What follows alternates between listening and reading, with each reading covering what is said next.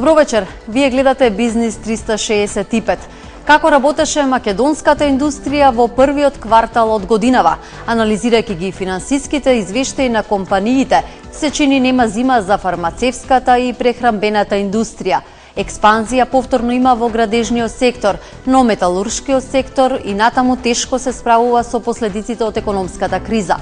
Сонја Јованова-Наумовска ги има деталите за финансиските извештаи на компаниите.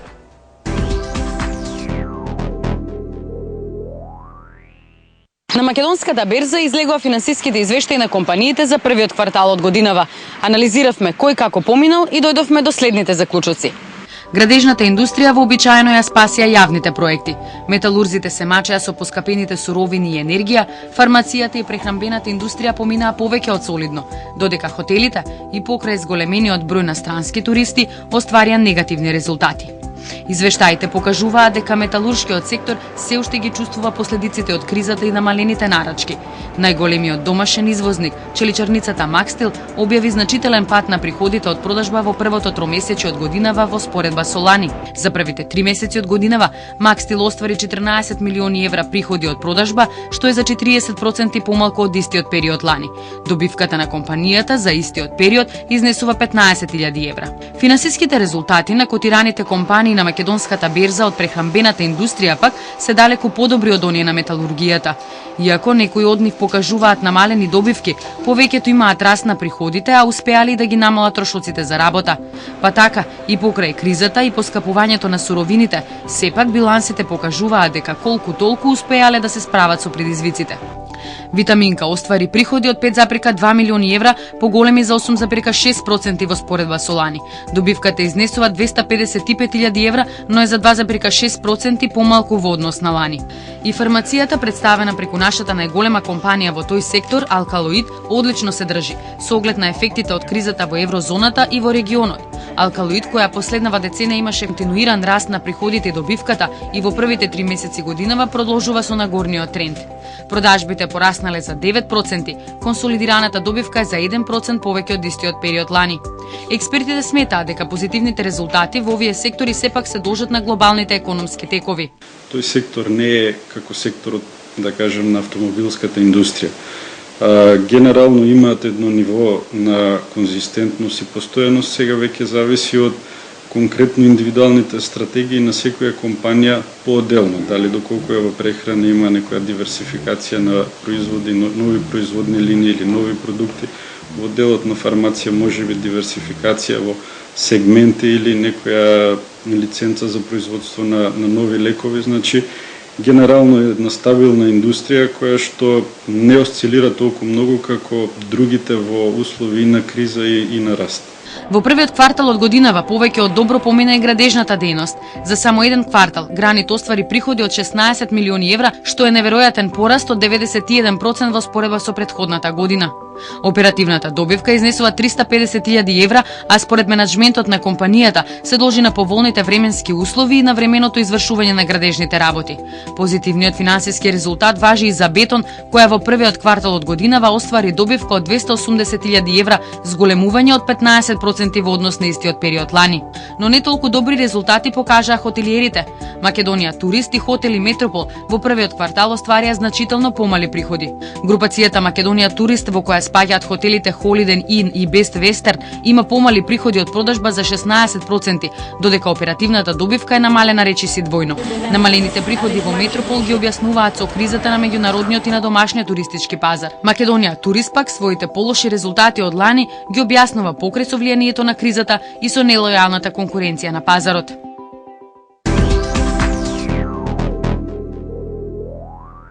За финансиските извештаи на компаниите, но и за кондицијата на македонското стопанство ќе зборуваме во вечерашната Бизнис 365 со моите гости Маја Стефковска-Штериева, финансов директор во Комерцијална банка, и професор доктор Кочан Ѓушев, бизнисмен и прв човек на Фероинвест во Македонија. Добре дојдовте. Компаниите ги објавија финансиските извештаи. Забележително е дека има пад во металуршкиот сектор, но раст во градежништвото и во уште неколку други сектори. Дали овие трендови значат и побавно закрепнување на економијата? Да, дефинитивно од 2013 година очекуваме да има бавно заздравување на економскиот раст. Познато е дека македонската економија е економија која е мала, отворена и изложена на сите ефекти од меѓународните финансиски пазари, генерално од меѓународните текови. Така што се уште продолжената криза во еврозоната, падот на активностите значи во еврозоната, должничката криза која се уште е актуелна, намалената финансиска трансмисија која постои таму, а соодветно се рефлектира и во Македонија, влијаат на забавениот економски раст. Така што очекувањата за растот на општествениот производ, кои што се проектирани за 2013 година од страна на релевантните институции, очекуваме дека може би нема да се остварат, дека ќе бидат со некоја минимална помала стапка од проектираната од 2,2%, но генерално не можеме да бидеме преголеми оптимисти во поглед на 2013. Господин Анѓушев, имате повеќе бизниси. Како вам ви оди во кризата и какви се резултатите на вашите компании? Значи, пред се добро вечер за гледачите на Македонска телевизија и благодарам за поканата во оваа емисија. Значи, Фероинвест групацијата се занимава во главно со две дејности. Едното е метална индустрија преку своите фабрики Брако во Македонија и Брако Air Product во Србија, во Панчево, каде што е 100% собственик, и од друга страна, значи, во енергетскиот дел, каде што поседува мали хидроелектрани, нели, кои што се веќе изградени, 14 и 5 проекти во градба, и во трговијата на електрична енергија преку компанијата EDAS, односно Energy Delivery Solutions. Јас би изборувал за двете поодделно, бидејќи тие поодделно и на различен начин се ефектирани од кризата во моментот. Значи, металната индустрија Брако има позитивни резултати во споредба со минатата година. Значи, за првите 4 месеци има постигнато 7% зголемен промет и некаде околу 15% зголемен профит. Но тоа не е карактеристика за сите метални индустрии и може би атипично за Брако, заради тоа што практично не се должи на подобрување или зголемување на обемот на продажба во одредени производи, него се должи пред се на зголемување на бројот на проекти кои што ги отворивме и нови производи и нови области во кои што навлеговме. Значи, направивме сериозна дисперзија на ризикот, тоа од друга страна бара зголемено, значи, зголемен ангажман на сите вработени, и тоа мораше да се случи ако сакаме да ги постигнеме тие резултати. Генерално земено, значи, металуршката и металната индустрија се во опаѓање во овој период. Тоа можете да го видите од цените на металите, кои што се репер во оваа област. Ке видите дека цената на фероникелот падна под 14.000, цената на феросилициумот исто така паѓа, цената на бакарот, а и цената на железото, кое што е главна компонента во нашите производи. Практично, јас имав сега неколку посети на поголеми железари во регионот, вклучително Италија, и можам да ви кажам дека целиот регион тежи од метал, значи тежи од готов производ кој што нема кој да го купи, и со самото тоа се очекува да таа криза уште понатаму се продлабочува. Јас не гледам брз излез од таквата состојба, со оглед на тоа дека ќе настане еден сериозен дебаланс на побарувачката и понудата, заради застојот на инвестиционите циклуси кои што се и кај нас, и во регионот, а и генерално во Европа, и мислам дека таквата состојба ќе предизвика малце подолготрајна рецесија, поготово во овие сектори. Излезот, значи, во оваа работа, од оваа ситуација, ние го видовме само во проширувањето на дејностите, значи во отварањето на нови проекти и нови производи, и на тој начин да го зголемиме прометот и да го задржиме бројот на вработени колку што можеме, а и нормално да ја задржиме профитабилноста, која што е основна цел на секој работење.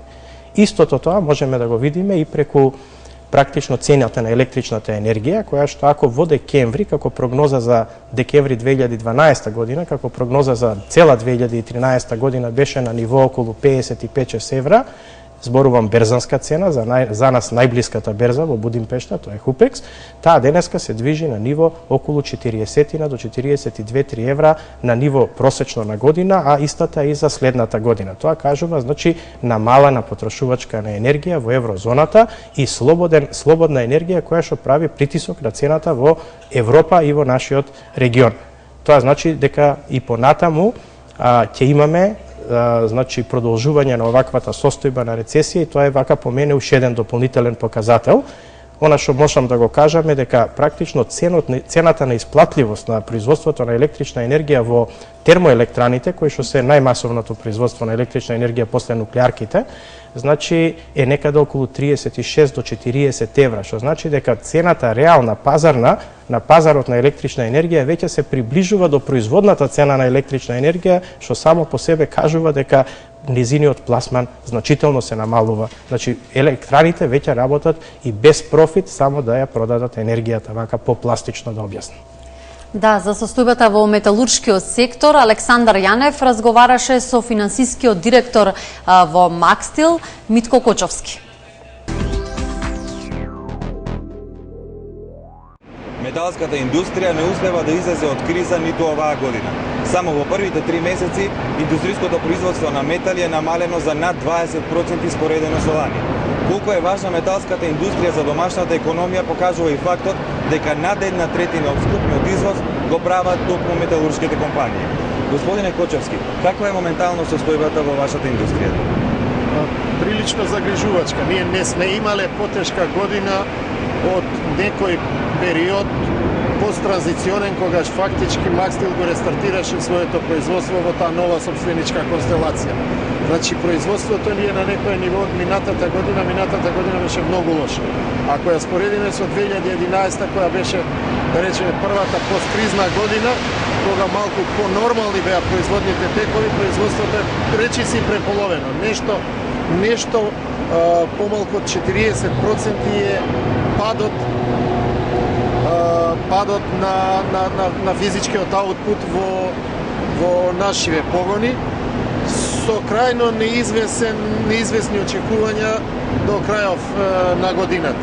Иако на глобален план светското производство и светската потрошувачка се на ниво на 1,5 милиарда тони, кој што се одржува во континуитет неколку години поред. Интересен е тоа феномен, но како и да е, ние се соочуваме со сериозни проблеми во смисол на недоволен квантум на побарувачка, пат на продажните цени, нееднаков пат на цените на влезните суровини и материјали, особено енергенсите, кај што плаќаме значително повисока цена на енергенсите, зборувам за природниот газ, кај електричната енергија сме на слободен пазар, кај старото железо имаме известно намалување на влезните цени, но ни приближно колку што е намалувањето на цените на финалниот производ. Така да се наоѓаме во еден период на преживување со така да речем прилично неизвестен исход за до крајот на годината. Од што ќе зависи како ќе работите до крајот на годината? Може ли да се очекува некакво подобрување? Видите, како што ви споменав, глобалните прилики на кои што посебен белек им дават брзорастечките економии Кина и Индија, не се така загрижувачки како што се состојбите во еврозоната. Значи, Европа, погодена од должничката криза, е соочена со можности да ги финансира започнатите или зацртаните инвестициони планови и активности од предкризниот период, што сериозно го доведува во прашање финансирањето на набавката на челични производи. Челикот, како што знаете, е основен репродукционен материјал и тесно поврзан со инвестиционата активност во многу домени, во машиноградбата, во бродоградбата, првенствено во производството на метални конструкции, значи градежништвото. И тоа е клучниот по мене лимитирачки фактор што го доведува во прашање експанзивниот раст на челичната индустрија, како што го имавме некаде во периодот 2003-2004 до 2008 кога кризата започна, но и 2011 кога состојбите беа значително подобрени. Може би не во доходовни ефекти, но како физички показатели имавме одлична година. Нема некој на повидок спектакуларни очекувања за до крајот на годината, бидејќи еве гледате, веќе сме на прагот на второто полугодие, бидејќи нарачките во овој бизнис предходат некаде 3-40 дена пред календарскиот истек на месецот, што значи дека ќе биде до крајот на годината, барем што се однесува до Макстил, производство во помали производни кампањи овде во Валавницата, како што гледате, кои ќе значат некаде 2 до 3 недели производна активност во челичарницата, кај што ги произведуваме овие челични полуфабрикати, ќе бидат исто така производни кампањи кои што ќе бидат некаде 15 на дена месечно. Август веројатно ќе го прескокнеме заради овој период на колективна ферија во европските земји, што значи дека нивото на производство не подобро од 2012, од 2012 беше исклучително неповолно.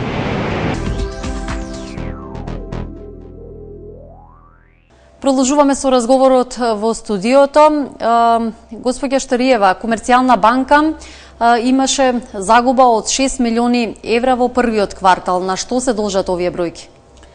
Вака јас би почнала пред со структурата на кредитното портфолио на Комерцијална банка. Значи, Комерцијална банка е најголемиот кредитор на реалниот сектор. Значи, во портфолиото на кредити на Комерцијална банка повеќе од 80% отпаѓаат на корпоративните кредити.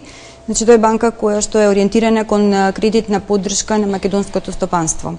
Самиот факт што искажавме загуба која главно се должи на зголемените резервации, така наречените оштетување на кредитите, уште еднаш ја потврдува тезата која претходно ја изнесовме, дека стопанството е во тешка состојба и дека генерално заздравувањето на економијата е многу бавно. Тоа се гледа од работењето на компаниите, иако нели финансиските извештаи даваат различна слика.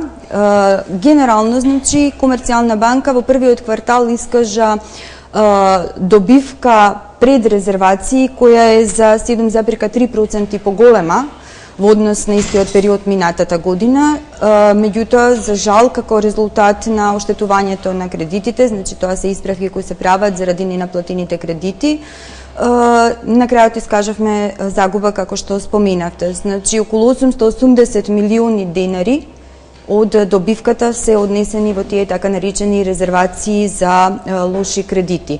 Инаку банката генерално во сите други аспекти, значи нето каматните приходи, нето провизијата, нето курсните разлики, искажува позитивни ефекти во однос на претходните години. Но оваа појава на влошување на кредитното портфолио, кое продолжува практично уште од минатата година, говори за состојбата со нашите компании и всушност ние имаме една специфична состојба каде кај извесен број компании во Македонија финансиските извештаи покажуваат сосема солидни финансиски резултати, значи компаниите искажуваат профит, но од друга страна тоа што најчесто не го привлекува вниманието на јавноста се извештаите за готовинските текови, значи тоа се наплатите, работењето со наплатите и плаќањата, да пробам некако пластично да го објаснам тоа, покажуваат дека компаниите всушност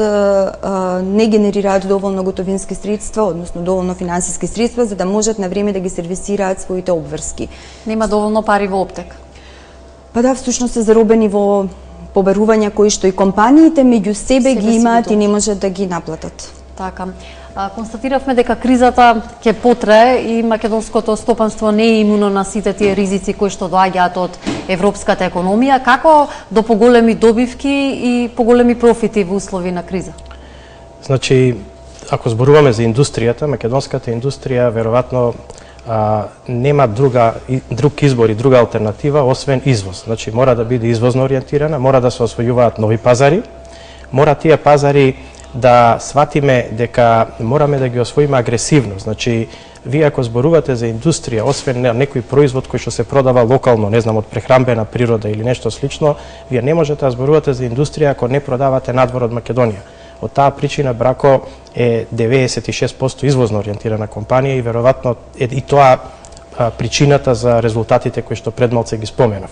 Значи, тоа е првиот сегмент. Вториот сегмент е, значи, мора да се оди во дисперзија на ризикот, бидејќи морате да имате повеќе производи, ако е тоа можно, нели, ако ви дозволува дејноста, и со самото тоа практично да направите на некој начин намалување на ризикот кога еден производ не оди да биде покриен од друг производ. Во спротивно можете да бидете сериозно, значи, погодени од некакви последици кога работите, значи, со берзански производи, како што е железо или било кој друг берзански производ. Нормално, со кратко кажано, ќе биде потребно да се работи многу повеќе за помали профити и со тоа да бидеме спремни дека ќе се соочуваме во следните неколку години. Значи, ќе биде понапорно, меѓутоа со добра работа и со квалитетна стратегија пред се, мислам дека нема да биде толку страшно да не може да се издржи. Значи, ќе бидеме сите во состојба да мораме да малце повеќе се ангажираме и менаџерските тимови, но и вработените внатре, за да изнајдеме, значи, нови внатрешни заштеди, а од друга страна поголеми надворешни пазари. Благодарам. Лошите кредити растат. Според последните податоци на Народната банка за април, на ниво на банкарски сектор тие стигна некаде околу 419 милиони евра. На што се должи овој раст на лошите пласмани? Дали ова ги загрижува банкарите? Па добро, значи тоа што го кажав за комерцијална банка генерално се однесува за банкарскиот систем, значи лошите кредити се резултат на состојбите во стопанството, кои индиректно се рефлектираат во состојбите со кај населението, бидејќи во крајна линија сите физички лица кои користат кредити од банките, значи сега да не се задржувам само на комерцијална банка, туку да проширам сликата, сите тие физички лица во крајна линија земаат плати од некоја компанија и зависно од нејзините готовински текови можност за исплата на плати и тие ги сервисираат своите обврски во банките на време или со доцнење. Така да оваа состојба со лошите пласмани на ниво на банкарски систем се главно резултати на реалниот сектор и состојбите во реалниот сектор. Тоа дека се банкарите загрижени се пред се, бидејќи кредитирањето не оди само во многу мал дел од капиталот и од резервите на банките. Кредитирањето главно се врши од депозитната база, а една од главните задачи на банкарите не е само да го создадат профитот за своите акционери, туку и да заштитат депозитната база на депонентите. Токму и заради тоа кредитните активности се успорени, бидејќи во крајна линија никој не би сакал да дава кредити кои што свесно знае дека е многу мала веројатноста да ги наплати по секоја цена, само за да се создаде вештачко генерирање на раст на кредитирањето и практично кредитирањето на ниво на Република Македонија, ниво на банкарски систем, може да се види дека е успорено, што значи дека се сменети критериумите за одобрување на кредити, генерално гледано, така што првиот квартал во 2013 година на ниво на банкарски систем имаме само 4% раст на кредитирање, за разлика од првиот квартал минатата година, значи зборувам на годишно ниво, кога имало 8% раст на кредитирање. Значи се забавува кредитирањето пред се во функција на заштита на депозитната база, бидејќи практично многу е мал бројот на навистина квалитетни проекти и прудентни стопанственици кои што имаат конзервативен пристап во своето работење. Да, бизнис заедницата постојано алармира дека банките водат конзервативна политика, но од друга страна ставот на банките е дека не се нудат доволно издржани квалитетни проекти. Па всушност вистината е дека секој бизнисмен во крајна линија има депозит како физичко лице во банките и сигурна сум дека никој не би сакал неговиот личен депозит да биде пласиран во кредит кој што нема да се наплати. Така. Господин Анѓушев, се доаѓа ли лесно до банкарски кредити воопшто, колку компаниите имаат пристап до капитал? Значи, доколку сте конзервативен инвеститор и доколку се придржувате до правилата, да кажеме, на игра на кредитирањето, не би требало да има проблеми со обезбедување на средства за инвестиции од страна на банките. Ние до сега не сме имале таков проблем, но морам да кажам дека ние сме исклучително конзервативни инвеститори, значи секогаш гледаме да биде проектот многу издржан, да практично гарантираме со оперативниот капитал, а не со асетот, и така да практично во тој смисол не сме имале проблем со добивање на финансиски средства од страна на банките, но морам да кажам и не премногу сме барали. Во поглед на дејноста морам да кажам дека мораме да имаме различни аршини и аспекти на барањето на финансиски средства во различни дејности. Ако зборуваме за индустрија, тогаш треба да се биде конзервативен и треба да се оди да не повеќе од тоа што е оперативниот капитал. Меѓутоа, ако зборувате за инвестиции во енергетиката, таму е невозможно инвестирањето без проектно финансирање. Значи, институцијата проектно финансирање во Македонија е малце застапена и мислам дека тоа е нешто на што би требало во иднина да се поработи.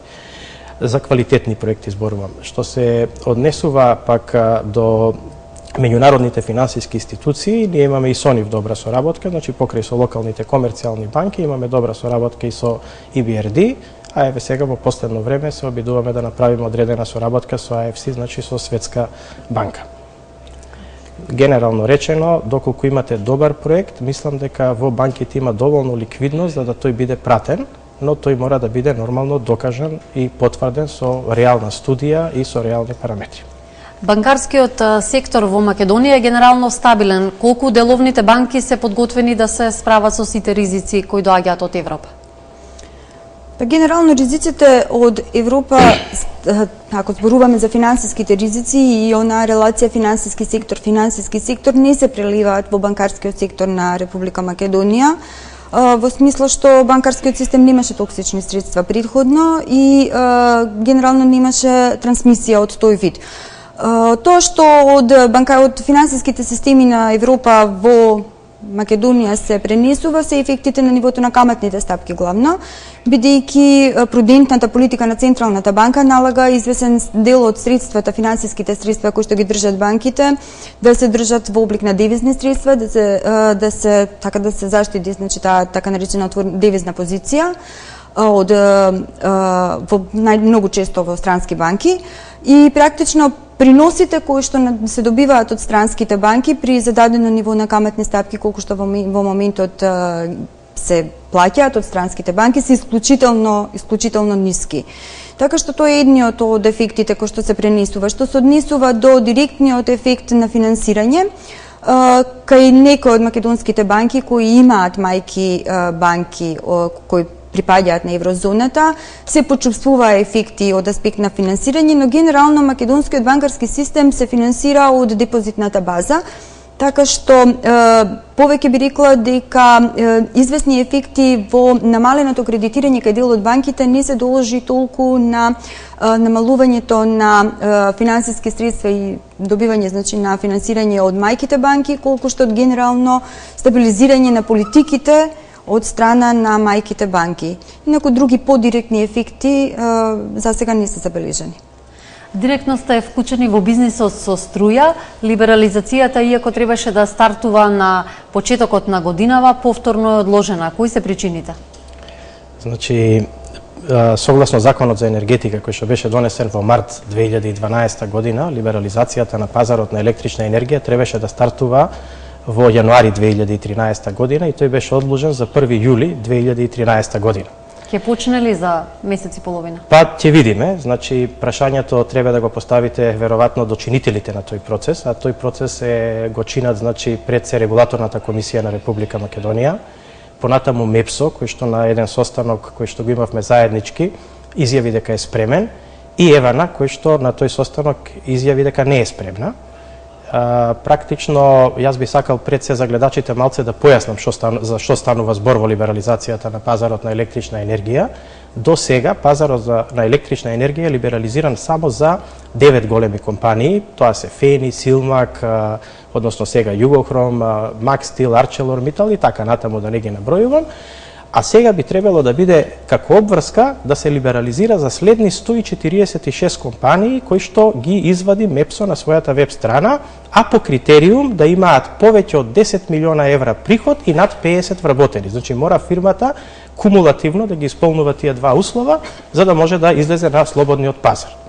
Она што генерално сакам да го кажам е дека македонските компании денеска индустријата зборувам, посебно овие 146 компании, плаќаат исклучително скапа електрична енергија визави својата конкуренција во Европа. Така, например, сите овие компании заедно плаќаат у просек моментално околу 92 евра по мегават час, додека цената на електричната енергија за германските компании е некаде околу 60 до 70 евра по мегават час. Така да предноста која што ние имаме веројатно во ефтината работна рака, многу лесно ја губиме во лошиот транспорт, кај што станува збор за големи количини на материјали, као на пример во металната и металуршката индустрија, и нормално поради цената на енергијата која што еве за сега се уште немаме јасен сигнал дека ќе биде либерализирана. Јас би кажал и како председател на МЕА и како човек кој што се занимава со тоа, но и како сопственик на метална индустрија, дека тој чекор мора да се направи час поскоро. Мислам дека некакви застрашувања дека со таквата либерализација ќе се покачи значително цената на чинење на електричната енергија за граѓаните, односно за домаќинствата, не е точна и мислам дека тука треба одговорот да го побарате во регулаторната комисија и дека треба да испадне со јасен став, доколку само овие 146 компании излезат на слободниот пазар, какви ќе бидат ефектите за останатите чинители во енергетскиот систем. Моје длабоко убедување е дека таму нема да има никакво покачување ако домаќински се работи, а ќе биде силен ефектот за македонската индустрија. Со други зборови, сакам да ви кажам дека овие компании, кои што, значи, овие 146 компании, моментално кумулативно плаќаат околу 15 милиона евра годишно повеќе пари за енергија од тоа што е незината пазарна цена. Замислете, кога пазарот би се либерализирал, значи треба тие 15 милиона евра да останат во овие македонски компании и верувајте дека во овој критичен момент за кој што ние денеска зборуваме на оваа емисија, овие 15 милиона евра итекако се важни за опстојувањето на овие компании. Така, ќе бидат значи, сега мојот добре дојден. апел е да што побрзо тоа се направи, да не се одлага, за техничката неспремност на одредени чинители во оваа процедура мислам дека е илузорно да се зборува, заради тоа што на денешното техничко ниво да вие не можете технички да се спремите за година дена, а да не кажам дека законот е донесен повеќе од година дена, мислам дека, како да кажам, е само еден лош изговор да тоа не се случи. Во очекување дека тоа ќе се случи за месец и половина, накусу уште по едно прашање за вашите очекувања за следниот квартал. Ке има ли позитивни движења во економијата? Сомневам дека ќе бидат значително позитивни. Може би во одредени сегменти, како што беше прикажано и за минатиот квартал, дека имаше раст на индустријското производство и одредени параметри кои што може би упатуваат. Но сепак многу е рано, првиот квартал не може да се каже дека е репрезентативна слика за да може да се направи проекција за целата година.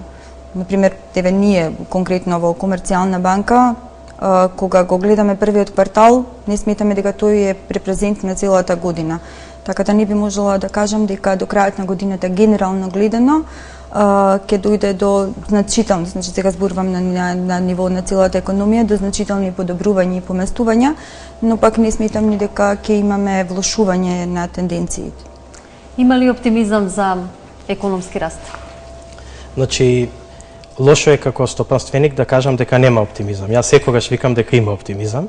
Само треба малце повеќе да работиме, да имаме малце појасна стратегија што сакаме да направиме, да бидеме, ќе повторам, како индустрија извозно ориентирани и да политиките кои што се водат во врска со економијата во оваа држава да бидат насочени во насока да се стимулира економијата. Некои чекори во таа насока имаме, но некои треба допрва да се направат.